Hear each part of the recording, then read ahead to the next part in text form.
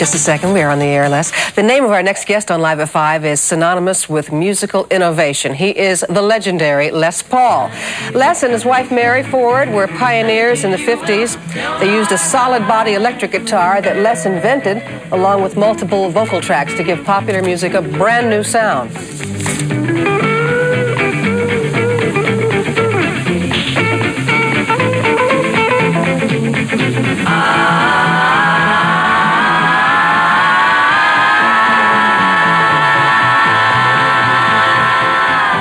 Les Paul plays Monday nights, every Monday night for 4 years now at Fat Tuesdays, and tomorrow night he's going to be inducted into the Rock and Roll Hall of Fame. We welcome you to Live at 5. It's quite a pleasure to meet you, Les. Thank you, sir.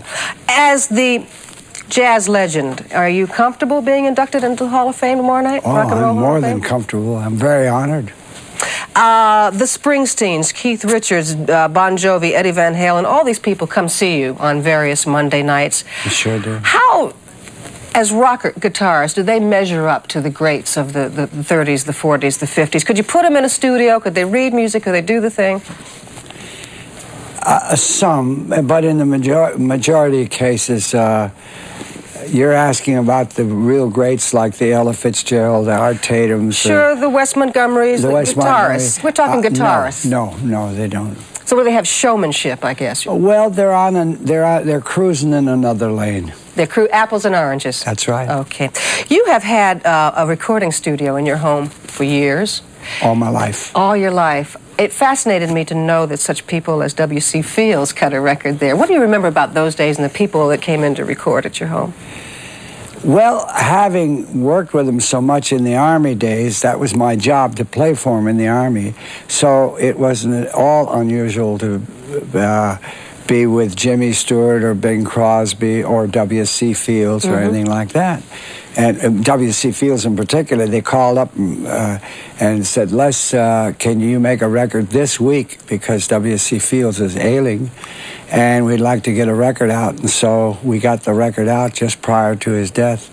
And so I got the kitchen table. And one of the funniest things that happened is that his eyesight was failing so bad that we had to make cue cards for him.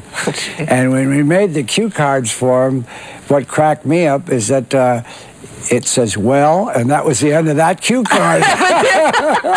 You talk about big letters. I'm telling you. They were really big, yeah. You mentioned Bing Crosby. He gave you your first, he got you your first recording contract? Yes, he got me my first recording contract at Decca, and then he also went out and bought me my first tape machine. Wow. And he brought it to me, but I was the first one to introduce Bing to tape. And so when he wanted to do his show another way but to transcribe it on disc, I said, look, I'm doing a show every Sunday with Paul Whiteman in New York, so I'm flying between L.A. and New York, which at that time was 16, 19 hours flight. And I was playing here in New York, I think it was about 1946, and a little fellow came up to me named Colonel Ranger, and he said, Les, can I bother you? I have something I discovered, I found it in our invasion of Europe, and it's called a tape machine. And I've assembled it in the Oranges in New Jersey, and I would like to take you over and show it to you. Out of all the things you've invented, I suppose this is the thing that you're most proud of? Of the tape machine? Well, I mean... The multi-track tape machine? Anything electronically that you've been given credit for. Well, the multi-track tape machine, the Echo, and the sound on sound are the three things in the inventing of the electronics. As far as the electric guitar is concerned, that I'm most proud of because in 1927, I just took a phonograph pickup, jabbed it in on top of the guitar, and made an electric out of it. And, of course, the tips increased tremendously because the people could hear me. In this drive-in I was playing up in Wisconsin. This is when you were about 13 years old, wasn't it? Younger than that. Younger than that. Yeah, but at 13, I was leaving home. To make a lot of money. I mean, for a young fella. For a guy 13 years old, yeah, I was making $2,500 a week. Whoa! In the Depression, yeah. Les. Yeah, I didn't realize what money was. It just came to me. I was very lucky. HBO is going to do a special Yes, they with are. you. What's that going to consist of? Do you know who's going to be on it or anything? They are now picking out the cast, and that's going to consist of people that are associated with the guitar and my business and everything. It's a tribute to Les Paul. Anybody you'd like to see on there?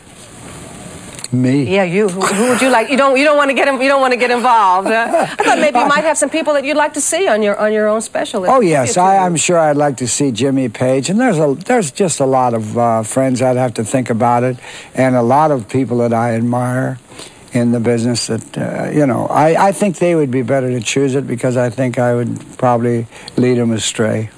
Les, it's good to see you. Time is short in these things. It's kind of frustrating, but let me remind our viewers that Les plays every Monday night at Fat Tuesdays. HBO special coming up, Rock and Roll Hall of Fame tomorrow night, and it's very nice to meet you. Sue, thank you for coming by. Thank you so much. Jack? All right.